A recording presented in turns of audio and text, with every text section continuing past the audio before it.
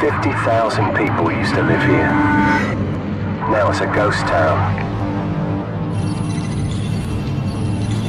Our so-called leaders prostituted us to the West, destroyed our culture, our economies, our honor.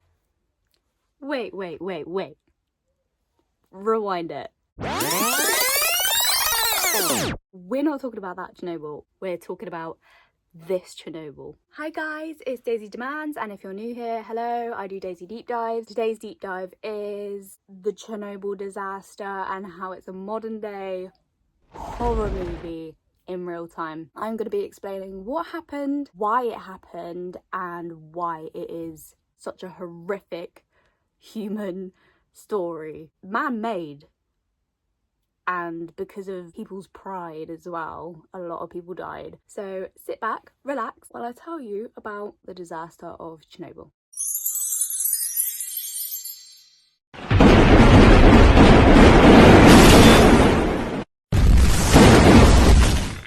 So this is the city of Pripyat in northern Ukraine, which was home to the people who worked in Chernobyl and their families, until reactor 4 of Chernobyl went into meltdown on the 26th of April 1986, which would set off a chain reaction, if you pardon the pun, and a whole lot of mess for the SSR.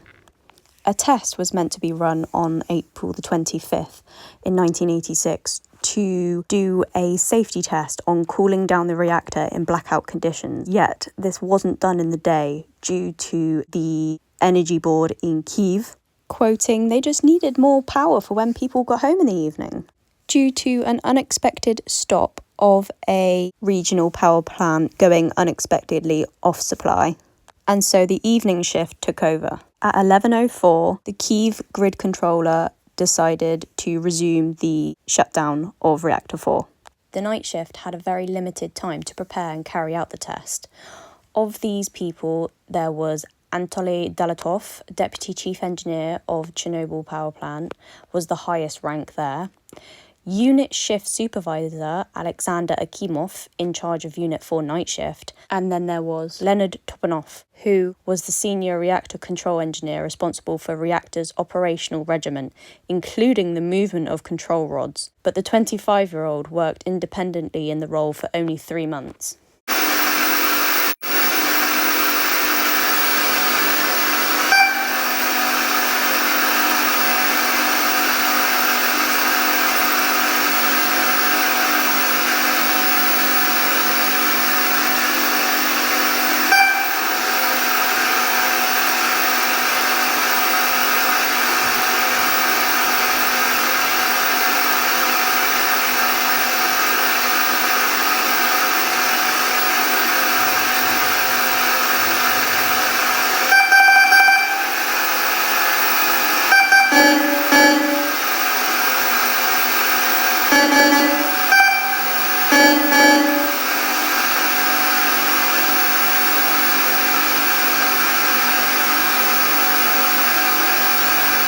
As you saw there, this scheduled shutdown did not go to plan. What was meant to happen was the power would be turned off, the rods would be cooled, everything would be shut down. But what actually ended up happening is the reactor, when the AZ5 button was pressed, would shove all of the rods back in, and because this type of reactor had graphite at the bottom to mediate that, the power and the neutron absorbing water at the bottom just increased the power. It didn't dissipate, it just went, you know what, let's make it spicy up in here.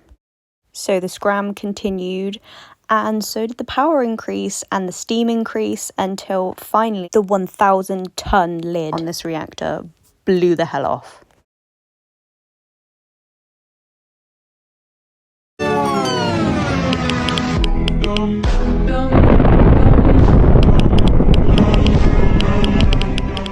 As you can imagine, the fallout and the cleanup for this incident was catastrophic. Not only were the workers from Chernobyl, the higher-ups, and the people who made the reactors squabbling over what happened and who was to blame, people were dying. So initially when it happened, 30 people were dead due to blast trauma and acute radiation. In my opinion, I think that is a vast understatement. I believe that there were more casualties and deaths than 30. And then there's the firefighters whose eyes lost their pigment due to radiation, who died. There's the workers at Chernobyl, civilians in Pripyat. You have the liquidators as well, the cleanup crew. They didn't have great ends, some of them, allegedly. The effects of this have been and will be felt for generations due to malformations and types of cancer. A cloud of radiation blew to the northern hemisphere of the planet.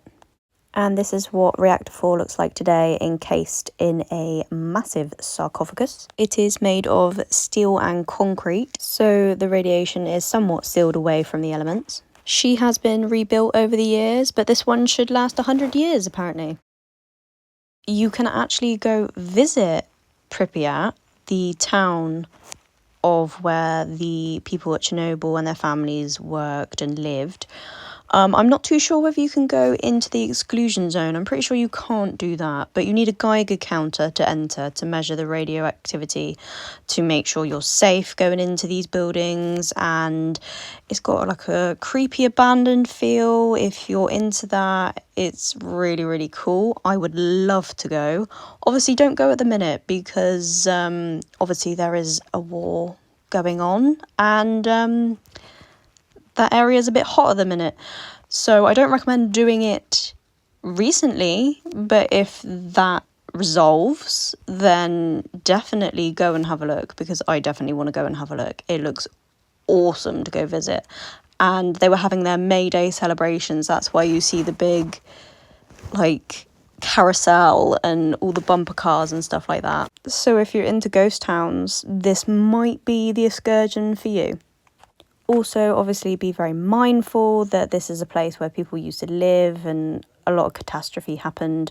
It is basically part of ground zero for this disaster. Also, people live around that area. I'm pretty sure they don't live in Pripyat, but I swear people still stayed on the outskirts of the towns, even though the radiation levels and they were told to leave. But, you know, they stuck to their guns and they weren't moving. So fair play to them, I guess. Also, it would not be a Chernobyl video without showing you guys this bad boy. This is nuclear reactive waste called the elephant's foot. And the graininess that you are seeing on the video is due to the radiation, because this thing could kill you. It's that irradiated. Then we have the three divers, Alexei Yanenko, Valery Bespalov, and Boris Baranov, took on this mission to make sure that the other three reactors did not go the same way as Reactor 4 did, due to molten irradiated material leaking through, or should I say eating through, the concrete of the basement bubbler pools, which acted as a coolant for the whole plant.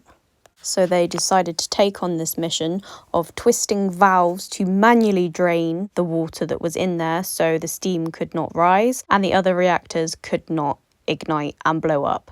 So these men were knee-deep in irradiated water, fiddling about with loads of pipes. It was really like tight and claustrophobic, and they had to manually turn these pipes to drain it, but they managed to do it, and they actually saved a whole bunch more people by doing this and not sacrificing themselves because they didn't, but knowing that they could have got sick from this and they did it anyway for the good of everybody else. It makes them heroes in my eyes. But the story is not all doom and gloom, because the animals in the exclusion zone and around Pripyat are thriving. You have horses, foxes, dogs, elk, and bobcats, I believe, all thriving in this irradiated environment. Amazing. But life finds a way. Now you know. what happened with the Chernobyl disaster. If you did like this video, don't forget to like and subscribe. It does help out my channel a lot, helps boost me to more like-minded people like yourselves who's interested in the weird and macabre, and it is appreciated. I hope you guys have a good time, and I'll see you next time. Bye.